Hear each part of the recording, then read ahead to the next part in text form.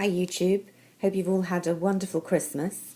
This is my favourite makeup items from this year 2013, and I've chosen 12 items if I cheat a little bit and count one powder and the applicator brush as one item, even though they had to be purchased separately, and that's the Le Chanel Beige and the Kabuki blush that I'll show you in a moment. And the other rule that I've adopted is that although I have other favourite products, some of which I would say are even more favourite than these, I have only shown in this video items which I purchased for the first time this year, even if they weren't released this year. Quite a few of them were this year's releases, in fact, but some of them not. But they're all items that I have used for the first time and enjoyed this year. So let's dig right in. I picked a primer, well, it's really a multi-function item first of all, and this is the Becca, I always get the title wrong, Becca Shimmering Skin Perfector SPF 25 in the shade Pearl. This is definitely not something that was released this year, but it is something that I had been dying to try for a long time, because for a while it was quite hard to get hold of this item in the UK. I think Becca is an Australian company that, or was an Australian company that went into some financial difficulties, so distribution was a bit tricky over here. I actually bought this in the States, but you definitely can now get it in Space NK.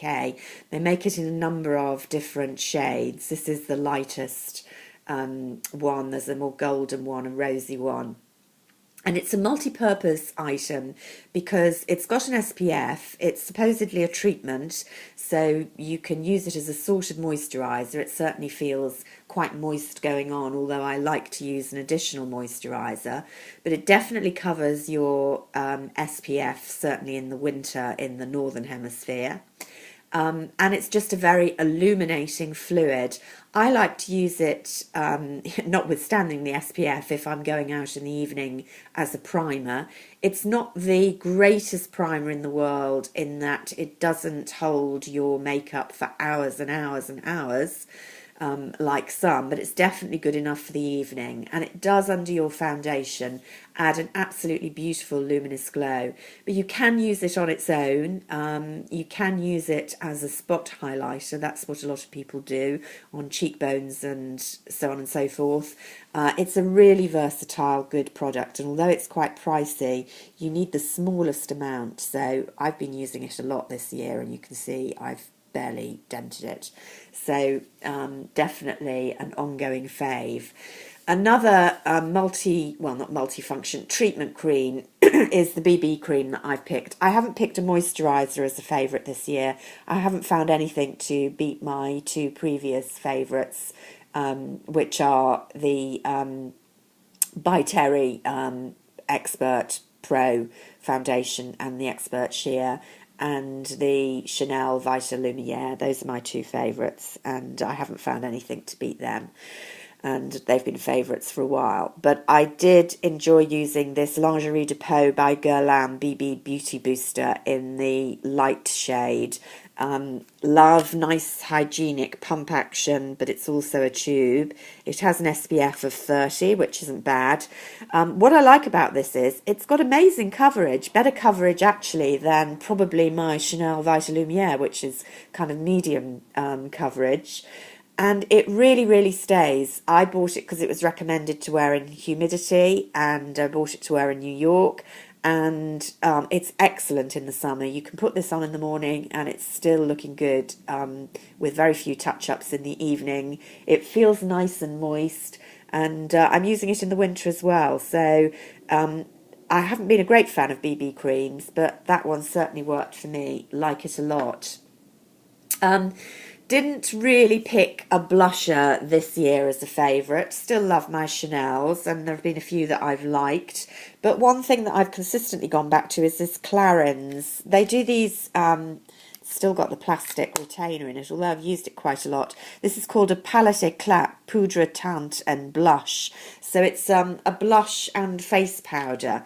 And I found them really effective, although they have only a tiny couple of stripes of blush. If you concentrate on them, you get a really good colour, and you get a sort of finishing powder as well. And they bring these out every season now. I think Clarins makeup has really improved in the last year, so I've used that quite a lot. Useful product, more spring than summer. I also loved Chanel Le Beige. I went with a darker shade than my skin tone. This is 30. I might go back and get 10 to use as a finishing powder, but I find this is just a beautiful brightening powder. If I pack it on with the Kabuki brush, which was by far my favourite brush of the year, gorgeously soft.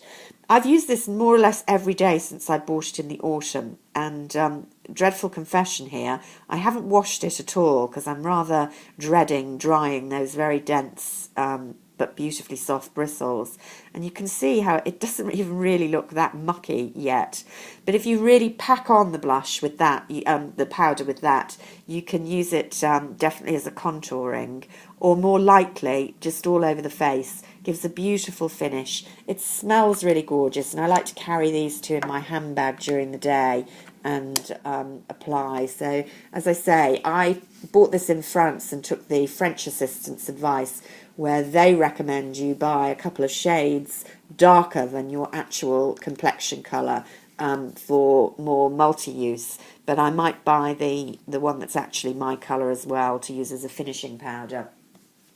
In the meantime, my favourite finishing powder by far this year has been the Hourglass Luminous Light in Ambient, which everyone raves about on YouTube, and rightly so. It's a fantastic finishing powder for me, although it is quite luminous as well. It just gives this gorgeous airbrushed finish, and I've been using it most days as my finishing powder. Definitely a favourite product this year. Eye products, I feel slightly guilty because I'm going to show you a Tom Ford palette which you can't actually get this year. I got it this year. I had to get it on eBay. It was the first Tom Ford palette I bought. I've since bought a couple of others, and they are definitely my favourite eyeshadows. They're really long lasting. But this is the most useful palette. They're all useful, but the shades are very pigmented, and these are, although shimmery, quite neutral, apart from that dark which I use. And this is the Enchanted limited edition, and you can see that I've used it quite a lot this year. Far and away my favourite eyeshadows now, and I like to put those over one of the Tom Ford creams in Pink Haze. I really regret I didn't get Escapade, which was the other limited edition this summer. You can see I've used this quite a lot, although you only need the tiniest bit. It looks good on its own, but it looks fantastic as a base for these shadows. That it's expensive.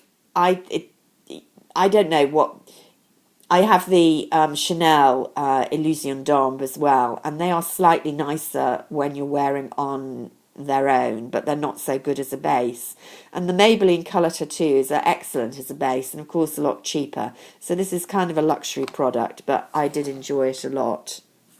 I also got into the individual Chanel shades because of this one, Gris Gris, which was part of the autumn collection. Not showing up very well in my light, but a beautiful shimmery taupe, which just takes on a multi-dimension on the eye. So you can literally use it packed on the lid and around the crease line, and it kind of looks different in the different areas. So it's a very quick eye to do in the morning, and I love the consistency, even though these, again, are ridiculously expensive. Now, I've now bought a number of the other neutral shades. You can get them usually a bit cheaper on eBay. Be careful you're not getting fakes. But I have been a convert to those, and I love them. Probably my standout item of the year is the mascara from Chanel in Volume de Chanel. This is the khaki limited edition. I've talked about it in all my recent vids because it's a revolutionary mascara for me that actually stays put, the first one in my entire adult life. I've had to pick one product this year as my fave. It's this, because for the first time I've been able to wear mascara without worries. But I also liked the Chanel Lower Lash Line mascara, which I don't often wear mascara on my lower lashes, but this teeny tiny brush does do the trick for a night out, and it lasts reasonably well. Two lipsticks. I got into the Cocoa Shine range. This is just one of them from Chanel. I find they give nice bold colour, but in a very wearable way. So they're my favourites, although I like the Rouge Allure as well. They're slightly harder to wear.